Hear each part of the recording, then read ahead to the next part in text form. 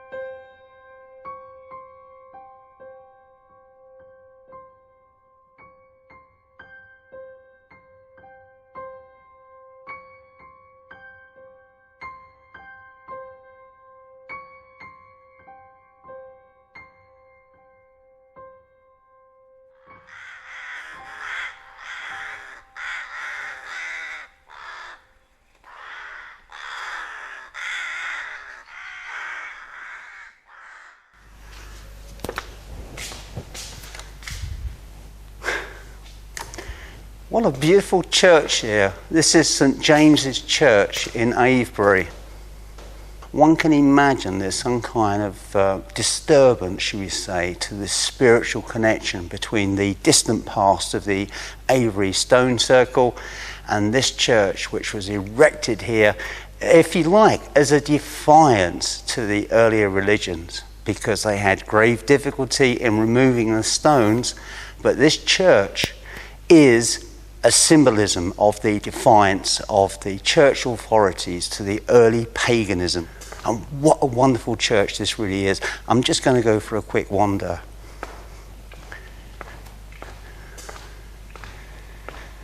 And this beautiful screen here, it's an absolutely delightful screen.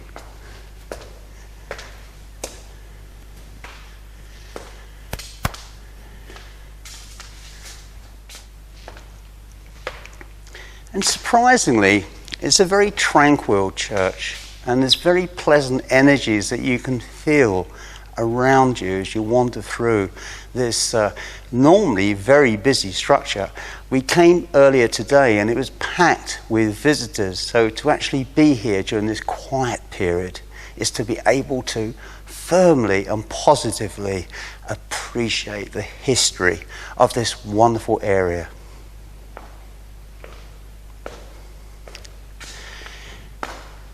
Absolutely wonderful.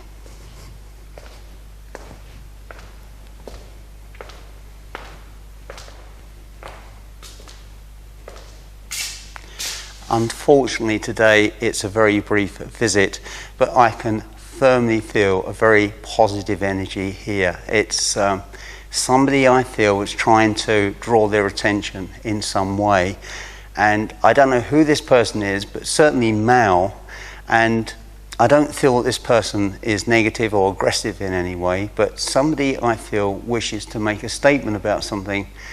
Whether it's me being here or whether it's some other factors, I honestly don't know.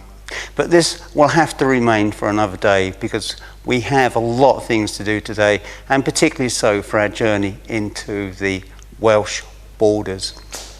And so on this note, we leave St James's Church and we have a look at the remainder of the stones here in Avebury.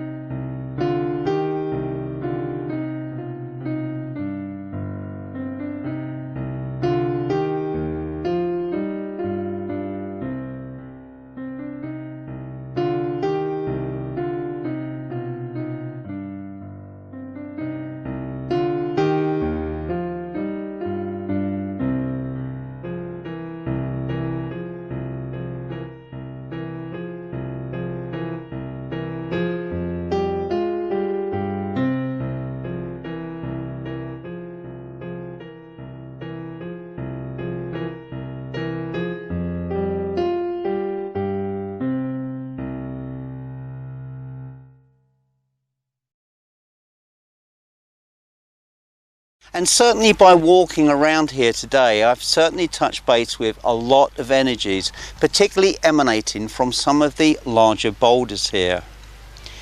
Whether or not one could say this is a particularly haunted site is difficult to say, but certainly on a spiritual level, it is a place of great fulfillment, especially for me today, as I was able to wander around and to actually touch these wondrous items. Because of the importance of these stones, one could say that today, being under the care and control of United Nations and maintained by English Heritage and the National Trust, that the future of this site will be guaranteed for future generations. And I certainly hope so, because for me to actually be able to see something of such great antiquity and to be able to go up to it and to touch it and to feel it, for me was a very, very great personal moment. And it's something that I will always remember for many more years to come. And now we're going to leave Avebury and we're travelling over to the Forest of Dean, where we're hoping to link up with Forest Paranormal Investigations to carry out some investigations this very evening at an abandoned church called St Mary's.